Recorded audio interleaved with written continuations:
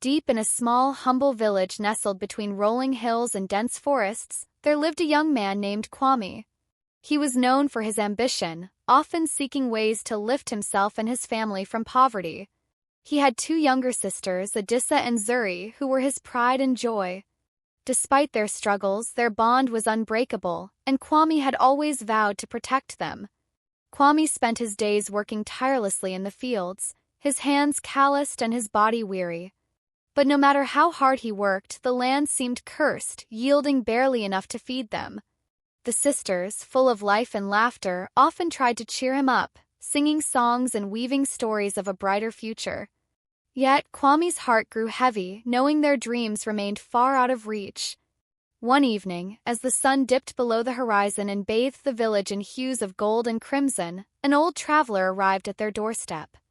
The man had an aura of mystery about him, with eyes that seemed to see through the very fabric of one's soul. He carried a small satchel and a walking stick carved with intricate symbols. Kwame offered the traveler food and shelter for the night, as was the custom of their village. The old man, in gratitude, shared tales of his journeys, tales of hidden treasures, ancient magic, and promises of wealth beyond imagination. As the fire crackled and the shadows danced on the walls, Kwame leaned in, captivated by the stories. Sensing Kwame's desperation, the traveler spoke in a hushed tone. "There is a way, young man, to turn your fortune around. But it requires sacrifice and bravery." Kwame's heart raced.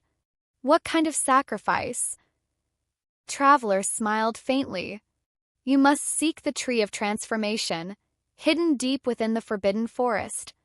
Its fruit holds the power to grant unimaginable wealth, but only if you are willing to part with something of great value." Kwame hesitated. The thought of riches was tantalizing, yet the price was unclear. After a sleepless night, he made his decision. For the sake of his sisters and their future, he would find the tree. The next morning, Kwame informed Adissa and Zuri of his plan. Though they were reluctant to let him go, they understood his determination. With a small bundle of food and the traveler's vague directions, Kwame ventured into the forest. Days turned into weeks as Kwame navigated through the dense undergrowth, enduring hunger, thirst, and the eerie cries of unseen creatures. Finally, he stumbled upon a clearing where the tree of transformation stood. Its bark shimmered like gold, and its fruit glowed with an otherworldly light. As Kwame approached, a voice echoed through the clearing. "Who dares seek the fruit of transformation?" "I am Kwame," he replied, his voice steady. "I seek to change my family's fate." The voice, deep and resonant, replied, "The fruit can grant your wish, but the cost is steep. To gain wealth, you must offer your sisters." Kwame's heart froze. "What do you mean?" "I cannot give them away." The voice softened, almost gentle. "They will not leave you, but they will change. They will become tools of your wealth, bound by the magic of this tree. Do you accept?" Kwame's mind raced. The idea of sacrificing his sister's humanity for riches was abhorrent, but the thought of their continued suffering weighed heavily on him. After hours of anguish, he made his choice. "I accept," he whispered. The ground trembled as the tree's branches extended toward him, bearing two glowing fruits. Kwame plucked them with trembling hands and returned to the village, unsure of what awaited him.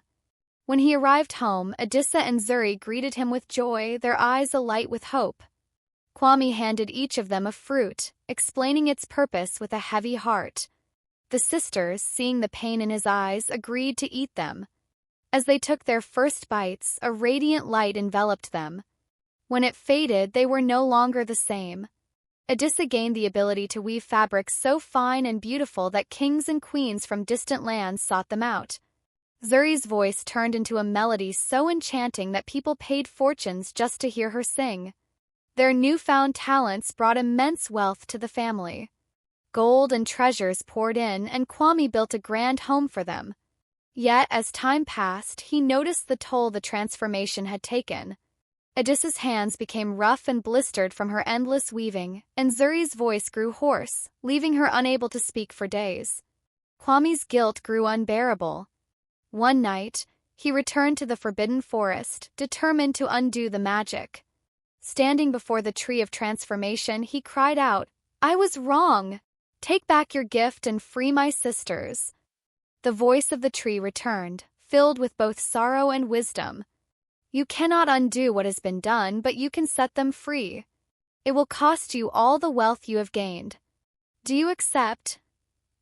Without hesitation, Kwame nodded. "Yes. Take it all." The tree's branches swayed, and a golden wind swept through the forest, carrying away every coin and jewel Kwame had amassed. When he returned home, Adissa and Zuri were back to their original selves, their laughter filling the air once more. Though they were no longer wealthy, the family found joy in their simple life, bound by love and gratitude. Kwame realized that true riches lay not in gold, but in the happiness of those he cherished most. The next morning, as the golden rays of sunlight streamed through the small cracks in their humble home, Kwame looked at his sisters. For the first time in what felt like years, there was peace on their faces. They were no longer bound by the relentless pursuit of wealth that had weighed on them like a curse. Adissa was humming a soft tune while braiding Zuri's hair, and the laughter they shared echoed like music through their modest home. Kwame, however, carried a heavy heart. He had seen what ambition could do, how it could blind a person to what truly mattered. Though his sisters were free and his family whole again, the memory of their suffering lingered in his mind. Determined to atone for his mistake, he resolved to dedicate his life to ensuring their happiness and safety, even if it meant working harder than ever. But the village, curious about the sudden change in Kwame's fortune and its abrupt disappearance, began to whisper. The story of his sisters' remarkable talents and the mysterious loss of their riches spread quickly, growing with each retelling. Some believed Kwame had angered the spirits, while others claimed he had uncovered a secret treasure only to lose it through greed. One day, an elder from the village approached him while he worked in the fields. The elder's face was lined with age and wisdom, his eyes keen as he studied Kwame. "Tell me, Kwame," the elder said, leaning on his staff. "Is it true that you sought the tree of transformation?" Kwame froze, his hands tightening around the hoe he held. He had told no one of his journey, fearing judgment. But the elder's tone was not accusatory, there was only curiosity in his voice. "Yes," Kwame admitted quietly. "I sought its magic to change our lives, but I did not foresee the price we would pay." The elder nodded knowingly. "Many have sought that tree over the years. Few return, and those who do are never the same. You were brave to face it, but braver still to relinquish what it gave you." Kwame looked at the elder, surprised. "Brave? I feel like a fool. I endangered my family for the sake of wealth, only to learn it was a hollow victory." The elder smiled faintly. "Foolishness lies in clinging to mistakes, not in making them. You saw the cost and made the right choice in the end. That is wisdom, Kwame." The words offered a small comfort, but they also sparked something in Kwame, a realization that he had been given a second chance. He could use what he had learned to guide others, to ensure no one else in the village succumbed to the same temptation. Over the following weeks, Kwame began to share his story. He spoke of the tree of transformation and the price it demanded, warning others of the danger of seeking shortcuts to happiness. The villagers, who had once whispered about him with suspicion, now listened with respect. His tale became a lesson, passed down from one generation to the next, a reminder that true wealth lay in the bonds of family and the simple joys of life. Adissa and Zuri, too, found solace in returning to their roots. Adissa began teaching the village women the art of weaving, her skills more modest now but still filled with love and creativity. Zuri, her voice no longer magical but still sweet and pure, sang at village gatherings, bringing joy to all who heard her. Together, they transformed their small home into a place of warmth and community, where laughter and music were never in short supply. As the years passed, Kwame grew older, his once strong body weathered by time and toil. Yet he was content. He had fulfilled his promise to protect his sisters, not by seeking riches but by cherishing the life they shared. And when the old traveler who had first told him of the tree returned to the village, Kwame greeted him not with anger, but with gratitude. "You taught me a hard lesson," Kwame said, offering the traveler a place by the fire. "But it was one I needed to learn. Traveler smiled, his eyes twinkling with the same mystery as before. The greatest lessons are often the hardest to bear. But you have carried it well, Kwame. Your story will guide many. And so, Kwame's tale became legend, told around fires and at village gatherings, a story of sacrifice, redemption, and the enduring power of love. Though the riches had long vanished, the legacy of his choices endured, shining brighter than gold years passed, and Kwame's story took on a life of its own. Children in the village would gather around the elders, eyes wide with wonder, as they recounted the tale of the young man who dared to face the tree of transformation.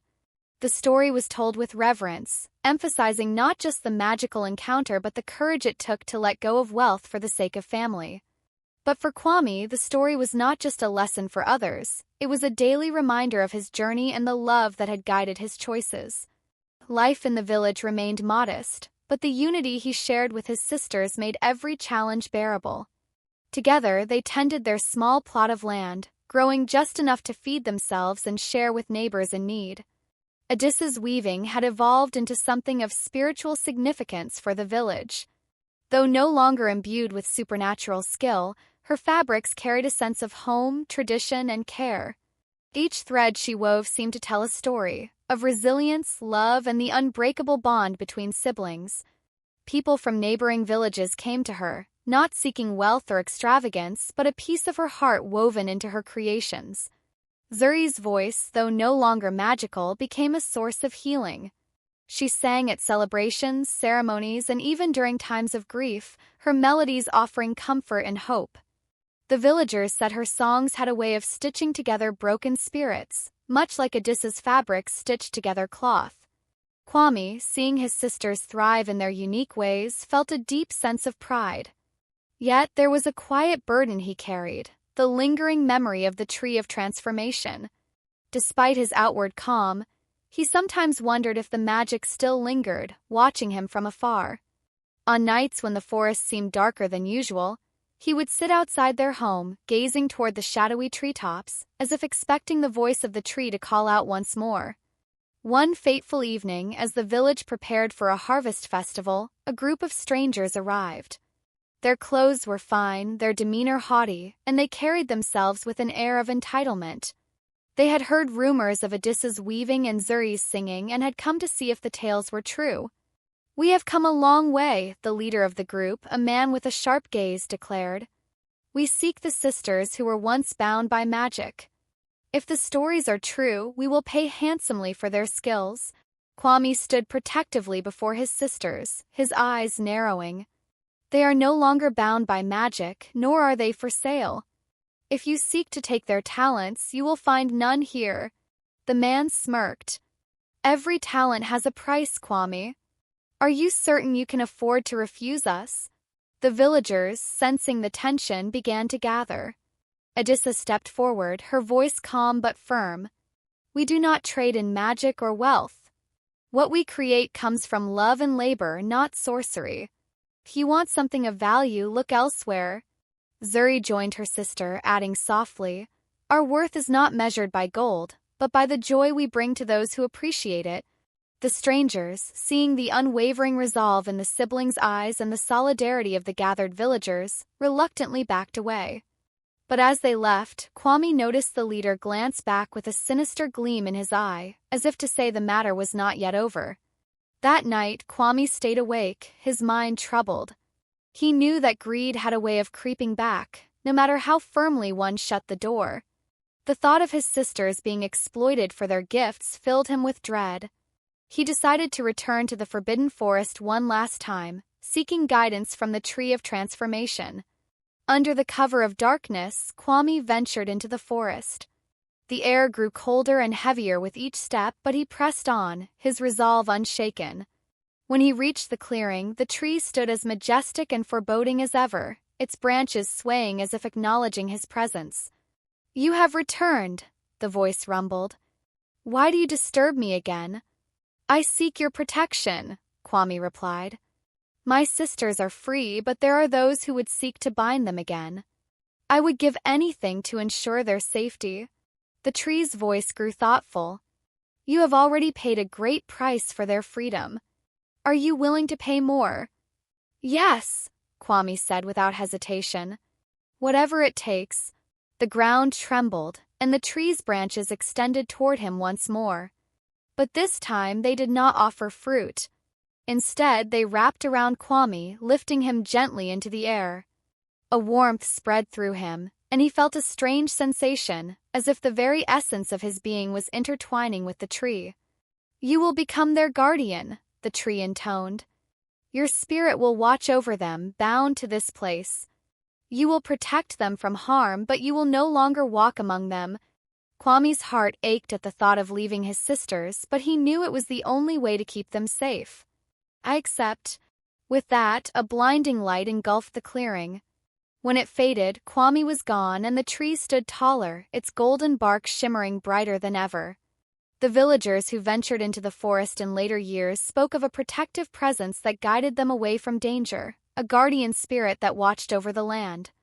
Adissa and Zuri, though saddened by their brother's disappearance, felt his love in every sunrise, every gentle breeze that rustled the leaves. They continued to live their lives, honoring his sacrifice by spreading kindness and joy, knowing that Kwame was always with them, watching over them as he had always promised.